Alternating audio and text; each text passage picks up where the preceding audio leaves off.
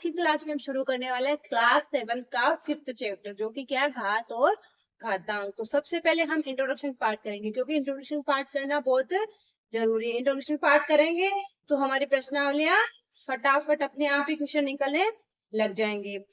Class start करने से पहले मैं आप लोगों से एक रिक्वेस्ट करना चाहूंगी, अगर आप हमारे चैनल पर नए आए हैं या फर्स्ट टाइम आए हैं या वीडियोस तो देख रहे हैं लेकिन लाइक शेयर और सब्सक्राइब कुछ भी नहीं कर रहे, तो प्लीज प्लीज प्लीज हमारे वीडियोस को लाइक कीजिए, हमारे चैनल को सब्सक्राइब कीजिए और अपने फ्रेंड के साथ में इस वीडियो को शेयर कीजिए। अब बढ़ते हैं हमारी क्लास की तरफ। सबसे पहले हम ये देखेंगे, हमारे चैप्टर का नाम है क्या, घात और घातांक। तो सबसे पहले तो हम क्या देखेंगे, घात क्या होते हैं, घातांक किसको बोलते हैं। जैसे मैंने यहाँ पे ऐसे संख्या लिखी, मैंने 5+5+5+5+5+5+5 मान कितनी भी बार लेंगे। अब मैं इनको क्या करूंगी, 1 2 3 4 5 6 7, 7 बार 5 है ना, मैं करूंगी 7 × 5, ये करूंगी 7 5 कितना हो गया, 35। मान लो ऐसे भी हो सकता है, a+a+a+a कितनी बार है, 1 2 3 4 तो 4a, ऐसे ही हो गया।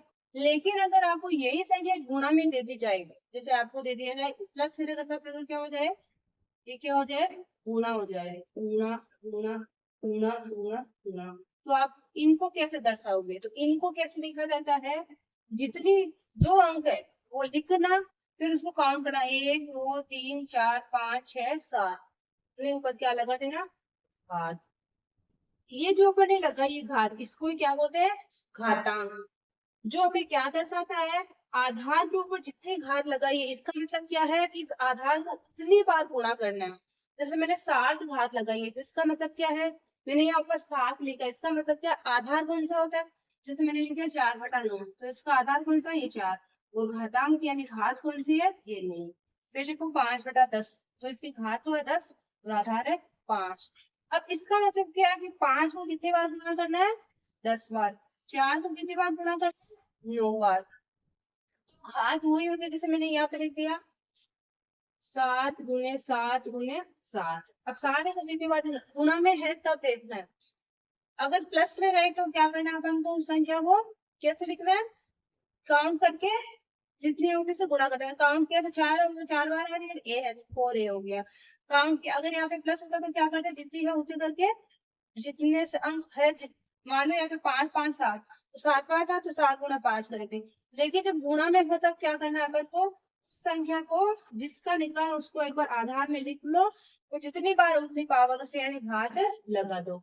अब जैसे मैंने यहाँ पे लिख दिया, मानो ये तो आपके ऐसे था अंक, ऐसे आपको ऐसे भी दे सकते हैं, 1000 दे सकते हैं मान लो, या फिर आपको ऐसे 10 की घात 10 दे दिया, तो इसका मतलब क्या, 10 को 10 बार गुणा करना है।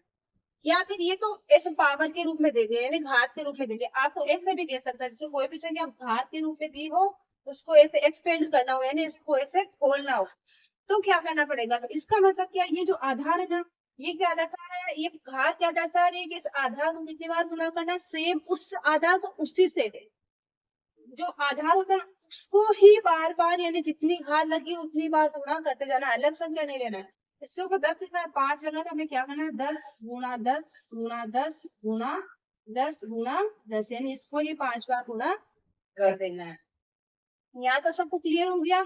किसी भी संख्या की घात लगी हो या किसी भी संख्या को घातांक रूप में कैसे लिखते हैं, और किसी भी संख्या को घातांक रूप में लिखा हुआ तो उसको वापस मान कैसे निकालते हैं, या उनको विस्तृत रूप में कैसे लिखा जाता है।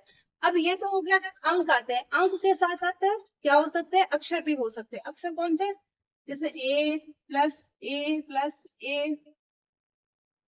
ऐसे भी हो सकता है। इसी के सॉरी, ये तो प्लस में तो अपन ने देख लिया ना, गुणा में देखते हैं, 5 × 5 × 5 ऐसे भी हो सकता है। अब देखो 5 कितनी बार है, 1 2 3, तो 5 की घात 3, गुणा एक कितनी बार है, 1 2 3, एक की घात भी 3, ऐसे भी तो हो सकता है। या केवल ऐसे भी हो सकता है, जैसे टी गुणा टी गुणा टी गुणा टी गुणा टी, तो टी कितनी बार है, 1 2 3 4 5, तो टी की घात 5। कैसे भी हो सकता है, अक्षर और अंक साथ में भी हो सकते हैं और केवल अक्षर भी हो सकते हैं। तो मैंने आपको सब एग्जाम्पल बता दें कि कैसे कैसे आपके क्वेश्चन आ सकते हैं। अब एक तरीका ऐसे हो सकता है, जैसे आपको कोई संख्या दे दी, मान लो 64 दे दिया, उसको आपको ऐसे बोलेगा कि आपको इसके पहले अभाज्य गुणनखंड करके फिर आपको ना घातांक रूप में लिखना है। तो अभाज्य गुणनखंड अपन करना सीखे हुए हैं। सबसे पहले 2 का भाग लगाएंगे, 3 दूनी 6, 2 दूनी 4, फिर से 2 का लगाएंगे, 2 एकम 2, 3 में से 2 निकालेंगे तो बचेगा 1, 1 यहाँ पे लिखेंगे तो हो जाएगा 12, 6 दूनी 12, फिर से 2 का जाएगा तो 8 दूनी 16, फिर से 2 का 4 बार, फिर से 2 का 2 बार, 2 एकम 2। तो इससे पहले अभाज्य गुणनखंड लिखो, देखो गुणनखंड क्या आ रहे हैं, 2 2 4 तो 6 बार 2 आ रहे हैं, 3 4 5 6। अब आपको घातांक के रूप में लिखना हो तो क्या लिखेंगे, 2 और उसकी घात कितनी लग जाएगी 6, क्योंकि 2 कितनी बार गुणा है 6 बार। तो आपको अभाज्य गुणनखंड करके भी संख्याओं को घातांक रूप में लिखना पूछ सकता है। अब आते हैं हमारे नेक्स्ट पॉइंट पे, जिसमें आपको क्या करना होगा, जैसे मान लो आपको ऐसे लिखा है, कोई संख्या ऐसे लिखी है, 10,000 लिखा है, अब आपको इसको बोलते हैं कि इसको घातांक रूप में लिखिए।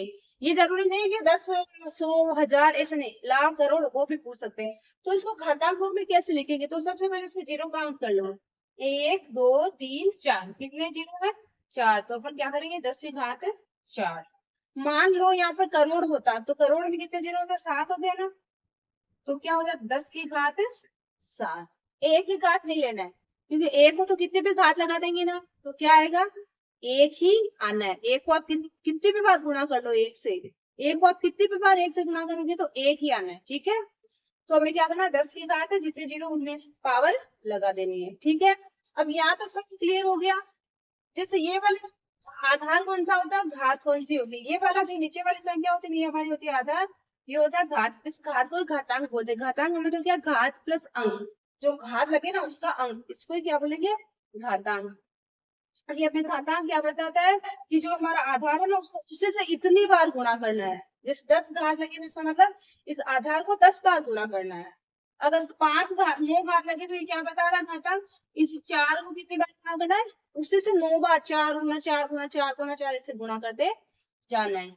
अब यहाँ तक सबको क्लियर हो गया ना, कि कोई भी संख्या हो चाहे अक्षर हो, उनको घातांक रूप में कैसे लिखना है, घातांक रूप में दिया है तो उनको सरल कैसे करना है, या अक्षर भी हो सकते हैं, संख्या साथ में भी हो सकते हैं, कैसे भी हो सकते हैं। अब बढ़ते हैं हमारे नेक्स्ट पॉइंट पे, जिसमें हम क्या सीखेंगे, घातांक के नियम। घातांक के नियम भी है, तो वो हम 1 बाय 1 करके एक एक नियम देखते हैं। हमारा नेक्स्ट पॉइंट जो कि क्या है, घातांक के नियम। तो सबसे पहले हमें क्या करना है, मतलब घातांक के नियम दो टाइप से डिपेंड करते हैं, एक तो जब आधार समान हो और एक आधार असमान हो। तो सबसे पहले हम कौन सा नियम देखेंगे, जिन संख्याओं का आधार समान होता है उनका नियम देखेंगे। आधार समान के बाद में हम आधार असमान हो उनका नियम देखेंगे। तो सबसे पहले देखिए, हमें जब घातांक के नियमों में हमें जब आधार समान हो, आधार समान होने का मतलब क्या है, मैंने यहाँ पे लिखा ए और ये ए और एन, इसका मतलब ये आधार यही होता है। दोनों में आपको ए ए दिख रहा है, तो मैं आपको ऐसा कि ऐसे दिया 5 की घात 7 गुणा 5 की घात 3, तो आपको दोनों सेम दिख रहा है, आधार सेम दिख रहा है। तो ऐसी कंडीशन में अपन क्या करेंगे, ऐसी कंडीशन में क्या होता है, जब भी दो संख्याओं का आधार समान हो और संख्या गुणा में हो तो क्या होता है, उसका घातांक का नियम, घातें क्या हो जाती है, आपस में जुड़ जाती है। देखिए हमारा पहला नियम क्या है, जब आधार समान हो, जब आधार समान होता है, दो घातें दो संख्या गुणा में होती है, तो आधार समान और मैं आपको क्या करूंगी 1 बाय 1 एक एक एग्जाम्पल लेके समझाऊंगी। तो आपको अभी आप आगे 5.2 में जब क्वेश्चन करोगे ना, हमारे जो इंट्रोडक्शन पार्ट है ना वो 5.1 का भी मैंने अभी स्टार्टिंग में कराया, 5.1 से रिलेटेड है, उसमें काम आएगा। अभी जो घातांक के नियम है ना ये 5.2 और हो सकता है 5.3 में, मतलब जो रिलेटेड पार्ट है ना उनसे आप देखते जाना। इंट्रोडक्शन पार्ट है ना बहुत इंपॉर्टेंट पार्ट है, अगर आपने ये ध्यान से देख लिया ना तो आपकी सब प्रश्नावलियां अच्छे से अपने आप ही कंप्लीट हो जाएगी। इसलिए इंट्रोडक्शन पार्ट थोड़ा ध्यान से देखना। और घातांक के नियम है ना आज अगर अच्छे से समझ लोगे ना तो आपको लाइफ में कभी भी कोई भी प्रॉब्लम नहीं आने वाली। इसलिए घातांक के नियम अब भी अच्छे से दिमाग में बिठा लो। जब आधार समान हो, देखो दो संख्याएं जब आधार समान होती है गुणा में होती है, मैंने क्या बोला, जब दो संख्याओं का आधार समान हो वो गुणा में होती है तो क्या होता है, उनकी घातें क्या हो जाती है, जुड़ जाती है। तो हमें क्या लिखना है, ए आधार समान, इसका मतलब दोनों ए है तो अपन ए लिख देंगे, ठीक है। एम प्लस एन का मतलब है दोनों घातों को जोड़ देंगे। तो मैंने यहाँ पे लिखा 5 गुणा 5, इसकी घात 3 है, इसकी घात 3 है, तो मैं क्या लिखूंगी, केवल 5 की घात, इधर मैं 7 प्लस 3 कर दूंगी, तो मतलब क्या हो जाएगा 5 की घात 10। यही क्या हो जाएगा हमारा आंसर। जब आधार समान होता है और दो घातें क्या है, दो संख्या गुणा में है और उनका आधार समान, जब दो संख्या गुणा में होती है और आधार समान होता है तो क्या होता है, घातें उनकी जुड़ जाती है। ठीक है, अब आते हैं नेक्स्ट पे। नेक्स्ट देखो क्या, जब दो संख्या भाग में होती है, आधार तो समान है लेकिन वो संख्या क्या होती है, भाग में होती है। मान लो आपको यही सेम की सेम यही संख्या है, आधार तो सेम है अपन का, तो अपन क्या करेंगे, इसको ही कर लेते हैं। अपन का ये आधार तो सेम है, केवल यहाँ पे क्या हो गया, भाग हो गया। जब दो संख्याओं का आधार समान होता है लेकिन संख्या भाग में है तो जस्ट इसका उल्टा हो जाएगा। अभी अपने घातों को जोड़ा था ना, अब क्या हो जाएगी, घाते माइनस हो जाएगी। देखो मैंने यहाँ पे लिखा, ऐसे लिखो, इसका रूल क्या होता है, ए फिर m माइनस n। इसका मतलब क्या होता है, आधार तो समान है तो ए तो क्या हो जाएगा हमारा आधार, आधार यानी 5, फिर m माइनस n यानी दोनों घाते हैं वो 7 माइनस 3, m यानी पहले वाली घात, n यानी सेकंड वाली घात। ठीक है, m माइनस n यानी दोनों घातों को क्या कर देना है, घटाना है। अब इसको घटाते क्यों है, देखिए जैसे आपने लिखा 5 का 7, तो आपको 5 5 3 4 5 6 7 ऐसे लिखना है। फिर आपने लिखा बट्टे में लिखना है, इसलिए 5 का 3 2 3, तो हम एक से एक से काट देंगे। काट रहे इसका मतलब हम इसमें से कम ही तो कर रहे हैं ना, काट इसका मतलब कम हो गई, तो इसीलिए इसको बनाया, इसका नियम क्या होता है, a की पावर m माइनस n। ठीक है, अब आते हैं थर्ड पॉइंट पे। देखो थर्ड पॉइंट में क्या है, थर्ड पॉइंट में संख्या, अगर मान लो यहाँ पे अपन ने घात ली थी, ये पहले वाली घात क्या थी, बड़ी थी, ये छोटी थी। अब इसका उल्टा भी हो सकता है, संख्या का आधार समान है, संख्या है भी भाग में, लेकिन ये घात तो हो जाए मान लो 3 और ये घात हो जाए 7। अब कैसे करेंगे, घटेगी तो बड़ी वाली घात में से छोटी वाली घात, लेकिन क्या हो जाएगा, वो संख्या क्या आ जाएगी, बट्टे में आ जाएगी। जैसे इसका रूल क्या बन जाएगा, a क्या, a की पावर m भाग a की पावर n। तो इसका नहीं, इसको एक बार इरेज करते हैं क्योंकि जगह नहीं दिखेगा नहीं।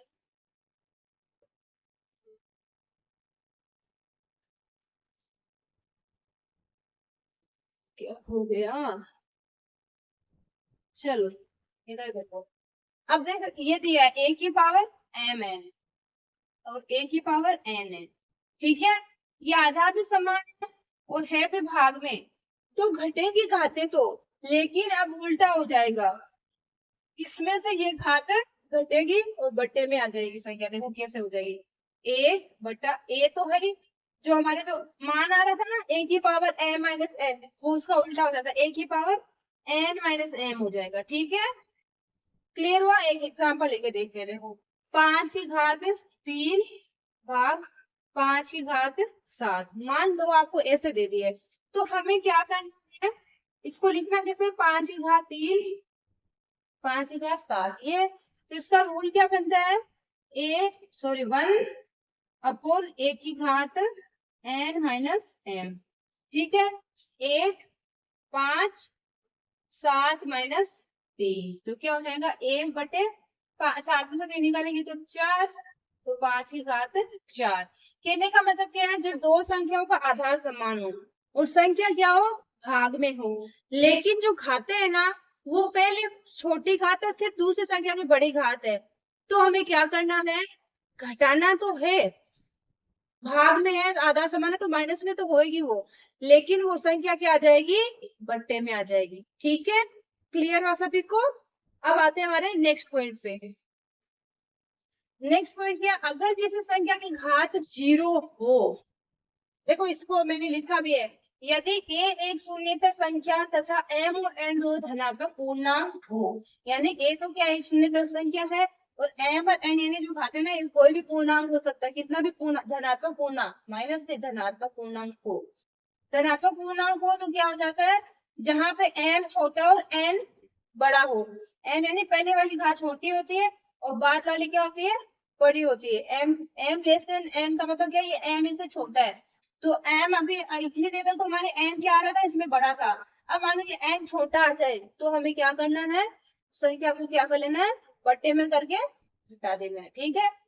अब फोर्थ में देखो क्या है, a की घात 0 बराबर a, यानी कि किसी भी संख्या की घात अगर 0 है, कोई भी संख्या कितनी भी बड़ी संख्या हो, अगर उसके पावर यानी घात 0 लगा दी है तो हमेशा और हमेशा याद रखना उसका मान कितना होगा, 1। ठीक है। हमेशा और हमेशा याद रखना है किसी भी संख्या की घात अगर 0 दी है तो कुछ भी कैलकुलेशन नहीं करना है, क्या लिख देना आंसर में, 1 लिख देना है। ठीक है। नेक्स्ट पॉइंट पे आओ। अब मान लो आपको दे दिया एक, आपको मान लो ऐसे दे दिया a की घात m और इसके ऊपर n और लगा दी। ठीक है। मान लो ऐसे दे दिया a की घात m है और इस पूरी के बाद n घात और लगा दिए, तो इसका नियम क्या कहता है, a की घात m गुणा n, यानी ये घातें क्या हो जाती है आपस में, घात कहने का मतलब क्या, घात के ऊपर घात होती है ना, तो वो दोनों घातें आपस में क्या हो जाती है, गुणा हो जाती है। एग्जाम्पल लेके देखते हैं।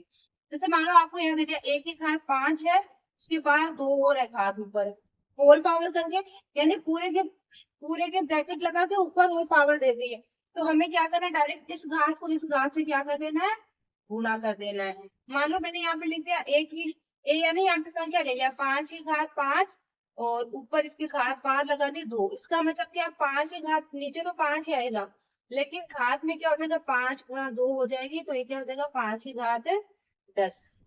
समझ में आया सभी को। हमें क्या करना है, घातांक के नियम है ना, बहुत इंपोर्टेंट नियम है। तो हमने जब आधार समान हो उसके 5 नियम पढ़े हैं। कौन सा, जब दोनों संख्याएं क्या हो, सॉरी, जब गुणा में हो संख्याएं और आधार समान हो तो क्या करना है, हमें घातों को जोड़ देना है। जब आधार समान हो लेकिन संख्या भाग में हो तो हमें क्या करना है, घटा देना है घातों को। जब संख्याएं भाग में हो और आधार भी समान हो लेकिन जो हमारी घात का पूर्णांक है वो m छोटा है, यानी पहला वाला छोटा है बाद वाला बड़ा है, तो हमें क्या करना है, बट संख्या को क्या करना है, बट्टे में लेके उसको सोल्व करना है। एक के बट्टे में लेना है और घात तो बड़ी में से छोटी वाली घटेगी, तो जो m माइनस n करे थे वो n माइनस m हो जाएगा। ठीक है। फिर क्या था हमारे, अगर किसी संख्या की घात 0 हो तो क्या होता है उसकी, उसका आंसर हमेशा क्या होता है, 1। नेक्स्ट क्या था कि अगर किसी संख्या की घात के ऊपर घात लगा दी है, यानी कि कोई संख्या है जैसे 5 है उसकी घात 2 लगाई हुई है, ब्रैकेट करके बाहर भी घात और दे दे 4, तो हमें क्या करना, घात के ऊपर घात होती है तो संख्या घातें क्या हो जाती है, आपस में गुणा। यहाँ तक सबको क्लियर हुआ। अब बढ़ते हैं नेक्स्ट पॉइंट की तरफ, जो कि क्या है, जब आधार असमान हो। ठीक है, जब आधार असमान हो। अब आधार असमान हो तो हमें क्या करना है, मान लो अगर आपको कोई संख्या दी है, जैसे ये दे दी 5 की घात 3 है गुणा 4 की घात भी 3 है। अब इसमें आपको आधार समान दिख रहा है क्या, आधार मतलब ये नीचे वाली संख्या होती है, ये दोनों में क्या अलग अलग है, इसके तो क्या 5 है और इसकी क्या है 4 है, लेकिन हमें एक चीज समान दिख रही है, क्या दिख रही है, उसकी घातें जो है ना वो दोनों क्या दिख रही है, समान दिख रही है, दिख रही है ना। तो अब हमें इस स्थिति में क्या करना है, इस स्थिति में देखो हमारा नियम क्या होता है, जब भी दो संख्याओं का आधार असमान हो और घातें सेम हो तो हमें क्या कर देना है, संख्या को गुणा करके एक ही घात लगा देनी है।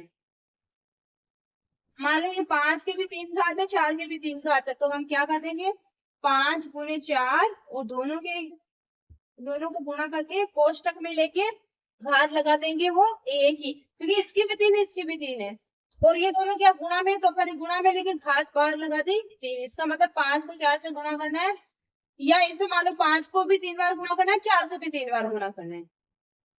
बार घात 3 लगा हुआ है इसका मतलब क्या है, ये दोनों गुणा में, इसका मतलब 5 को 3 बार गुणा करना है 4 को भी 3 बार गुणा करना है। तो कहने का मतलब क्या, जब हमारे आधार असमान हो संख्या गुणा में हो, और ये नियम सब कब है, जब हमारे क्या हो, ये पूर्णांक, ये जो घाते है ना ये प्लस में हो। अगर घाते माइनस में होती है तो अलग नियम होता है, लेकिन अभी आपके खाते प्लस में ही चल रहे हैं, उसका ही नियम समझा रहा है क्योंकि वो भी काम नहीं आ रहा है। खाली उसमें एक में देखे थे अभी अगर पीछे बट्टे में आई थी ना संख्या, तो वो क्यों था, क्योंकि उसकी घात माइनस में आ रही थी। क्यों? क्योंकि ये पूर्णांक छोटा था, इतना बड़ा है। 3 का 7 का एग्जाम्पल लिए थे ना। अब 3 में से 7 घटाएंगे तो माइनस का 4 आएगा। माइनस का 4 का मतलब क्या? घात माइनस में आ रहे हैं। घात माइनस में आएगी, इसका मतलब उस संख्या को क्या करना? बटे में लेना पड़ेगा। तो अपन ने बटे में लेके सोल्व करा था। लेकिन अभी अपन को वहां तक नहीं जाना है, अपन को क्या करना है? यहीं तक रहना है। तो इसमें देखो क्या दिया? a की घात a गुणा b है, घात दोनों की सेम ही है। तो हमें क्या करनी है ना, उन दोनों को साथ में गुणा करके बाहर जो घात है ना वो लगा देनी है। 5 का 3 गुणा 4 की घात 3 है, तो हमें क्या करना है? 5 गुणा 4 के बाहर घात लगा देनी है। ठीक है। अब इसका जस्ट उल्टा हो जाए, उल्टा भी तो हो सकता है। सेम है, जब आधार तो असमान हो लेकिन संख्याएं क्या हो? भाग में हो सकती है। जैसे मैंने यहाँ पे लिख दिया 5 की घात 9 भाग 4 की घात 9, ऐसे भी तो हो सकता है। अब इसका देखो आधार तो अलग अलग है, एक का 5 है, एक का 4 है, लेकिन संख्याएं क्या है? भाग में है। तो मैं इसको ऐसे लिखूंगी ना, 5 की घात 9 भाग 4 की घात 9। तो इसको कहने का मतलब ये दोनों की घात, तो मैं 5 बटा 4 की घात 9 भी तो कर सकती हूँ। यही है। तो इसका मतलब क्या होगा? 5 को भी 9 बार लिखना, 4 को भी 9 बार लिखना है, उनको आपस में सोल्व करना है। तो इसका नियम देखो क्या होता है? a की घात m भाग b की घात m। तो हमें क्या करना है? a को b को बटे में लेना, भाग का मतलब बटे में है। ये ऐसा लिखा जाएगा, मान लो ऐसे। इसका मतलब ये है कि a बटा b, a की घात m है, b की घात भी m है। तो इसको अपन क्या लिख सकते हैं? a बटा b की घात बार क्या कर देंगे? पूरे की m। तो अपन ने यही करा है, दोनों की अलग अलग घात, उसको बट्टे में लेके एक ही घात लिख दी। अब यहाँ तक हमारी ये जो इंट्रोडक्शन पार्ट है ना, ये कंप्लीट होता है। अब हम शुरू करेंगे प्रश्नावली 5.2। मेरे ख्याल से आप सब लोगों को इंट्रोडक्शन पार्ट है ना, जो घातांक के नियम है, वो बहुत अच्छे से क्लियर हो गए होंगे। अगर क्लियर नहीं हुए, किसी को कुछ डाउट है फिर भी, तो आप लोग या तो एक बार फिर से वीडियो को देखना या कमेंट बॉक्स में कमेंट करना कि एक बार मैं फिर से इस क्लास को थोड़ा अलग तरीके से एक्सप्लेन करने की कोशिश करें, तो मैं और अच्छे, मतलब जैसे आपको और किसी तरीके से समझ में आए उस हिसाब से फिर से कोशिश करूंगी। क्योंकि मैंने इसमें बेसिक से बेसिक समझाने की कोशिश करी है और बेस्ट से बेस्ट देने का प्रयास करा है, क्योंकि मेरा मोटिव यही रहता है कि मैं बच्चों को कैसे समझा सकूं, इस तरीके से नहीं तो इससे, इससे नहीं तो इससे, लेकिन आप लोगों को समझ में आना चाहिए। मैं बिल्कुल भी ऐसे नहीं चाहती कि मैं आऊं क्लास बनाऊं आप लोगों तक पहुंचाऊं और समझ में आए नहीं उसे बताने। मेरा प्रयास यही रहता है कि मैं जब प्रयास में खुद कोशिश करूं तो आप लोगों को भी वो समझ में आना चाहिए। केवल मैं क्लास बना के रिकॉर्ड करके सब कुछ करके आप लोगों तक पहुंचा दूं, वो मेरा प्रयास नहीं रहता। मैं वही चाहती हूँ कि आप लोगों को समझ में आना चाहिए। मेरा पढ़ाना और आप लोगों का समझ में आना, दोनों ही बैलेंस में रहना जरूरी है। ठीक है।